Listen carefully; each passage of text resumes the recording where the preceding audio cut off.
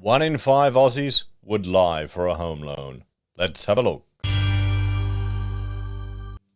Hello everyone, Florian here and welcome to another episode of HeiseSays. Grab your stein or cup of coffee today.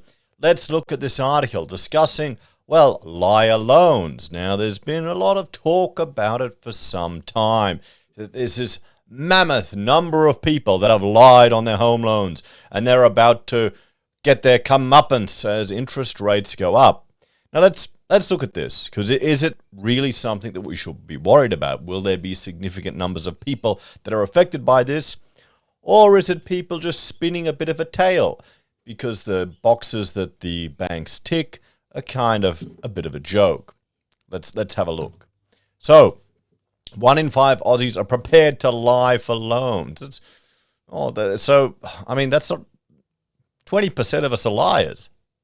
Think about that. Is that a good thing or not? Or are the banks just too annoying? I know the issue I have is I've got so many kids. And apparently people think kids cost a lot of money. They don't. They're actually cheaper.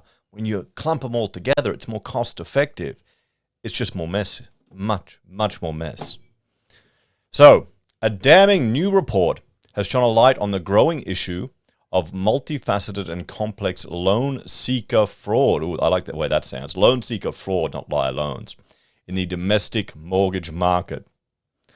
While first-party loan white lies or more is not a new concept or challenge for financial institutions, the way it will manifest in the next 12 months, according to digital identity specialist GBG's latest fraud prevention report. Okay. Macroeconomic issues like the rising cost of living, inflation, and economic pressures are influencing trends in first-party fraud. It explained, with almost 1 in 5, 19% of Australians believing it's okay to tell a white lie and report having less debt than they actually have in financial services or loan applications. So what could be the consequences there? If you lie about your debt, it could come back to bite you. However, despite the growing financial pressures, 89% of Australians say they are unchanged or less likely to omit a debt or liability in a financial service or loan application in the next 12 months. Also, 81% of Australians say they would be 100% accurate about how much debt they have. Furthermore, 70% said they would never knowingly lie in a financial service or loan application. I mean, there's one really, really good way to make sure you're 100% accurate is just cut up the credit cards. My debt, it's what? Nothing. The home mortgage, that's it. Don't get into debt. That's a really good strategy. The Evolution of First-Party Fraud in Australia report, which analysed responses from 1,008 Australians in a survey conducted by Pure Profile in July 22, highlighted the way first-party fraud will manifest throughout the next 12 months, and it will be multifaceted and complex. So clarifying of consequences in the spotlight.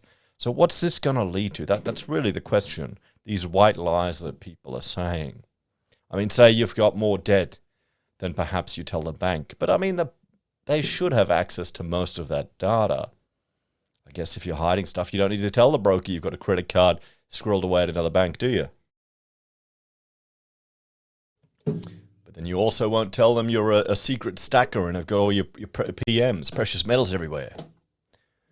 The reality is that the vast majority of Australians will try to do the right thing when it comes to loan applications and managing their finances, commented GBG Regional Manager for Australia and New Zealand, Carol Chris. Even during times of financial instability or stress, most Australians will look for legal, simple and cost-effective ways to address their challenges. And this is where I'm hoping, perhaps naively, that this is, the increasing interest rates, the challenging times that we're facing will be a wake-up call for many people. It may be the first time they actually have to have a budget. Remember, we looked at an article the other day, and it was about a first home buyer. He was bought a house, and the interest rates were going up, and that might actually impact his day-to-day living. I mean, just think about that. How much of a first world problem is that? Interest rates are going up. I'm going to have to make some changes to my life. I'm just getting too old for this, guys. Concerningly, only 22% of respondents were very confident in understanding the rules, legislation, and consequences of lying in a financial service or loan application, the report outlined. While most Australians seem to be taking responsible steps to be honest in their financial service and loan applications, there are some clear misconceptions around whether it is acceptable to omit seemingly small details in these applications. Not to mention, there's a lack of community-wide understanding of how dire the consequences can be when these instances of fraud are uncovered. There is an opportunity for financial institutions to make information about the rules and regulations of loan applications more accessible for customers to limit the impact of intentional or unintentional first-party fraud. Now, you can put the conspiratorial hat on. Do these financial institutions want to educate the people about this? Because then you've got probably 20% of respondents may not have the same borrowing capacity as they would have with the fraud.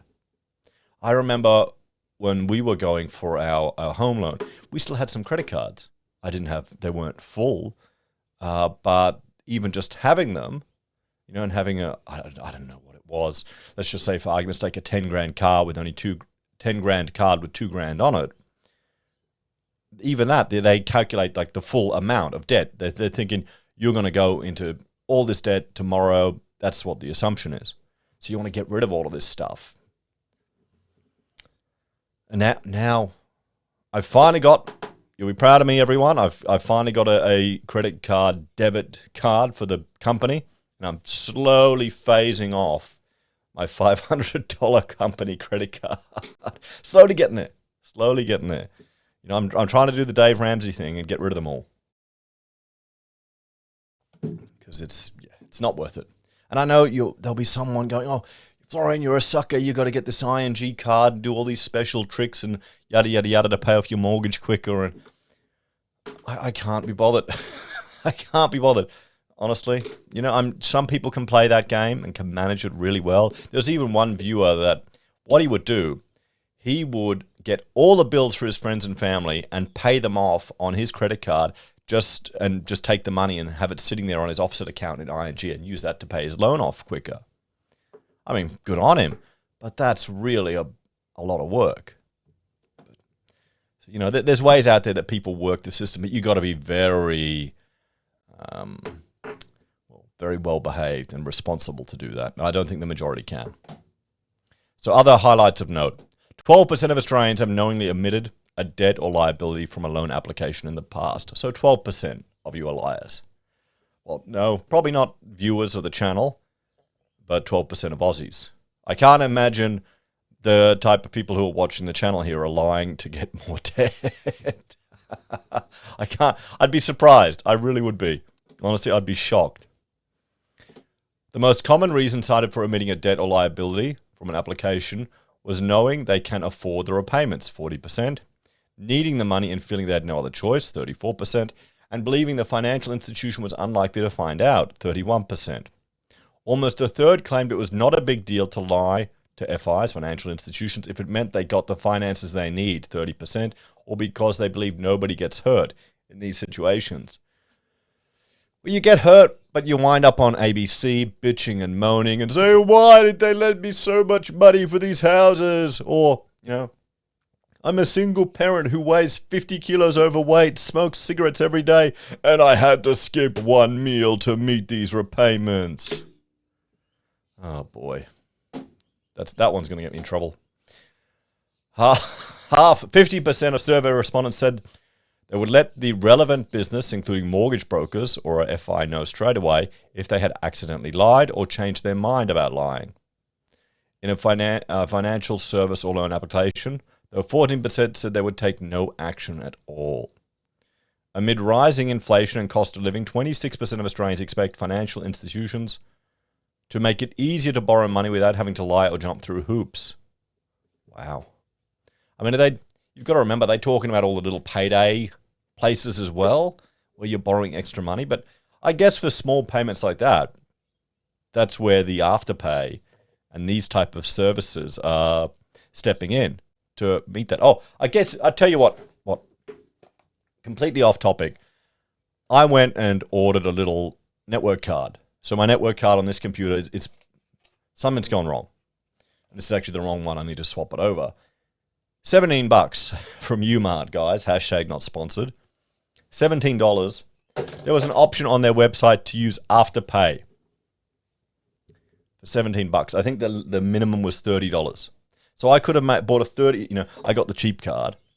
So I'm recording now. I've got the 300 megabit wireless connection from like here to 2 meters away working on the computer. But for $30, if I had have upgraded to the premium network card, I could have made it in 4 payments for Afterpay, guys.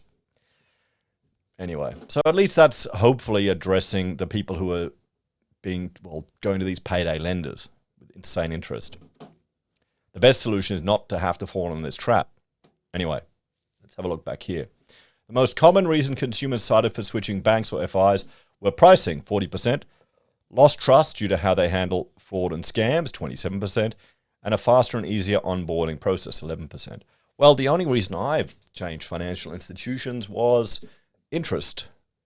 I went to Rabobank for their, introductory interest, and now I'm sitting with ING, and I'm tempted to have a look, I think, Ubank, because I'm sick of jumping through hoops. So let's have a talk about this one, guys.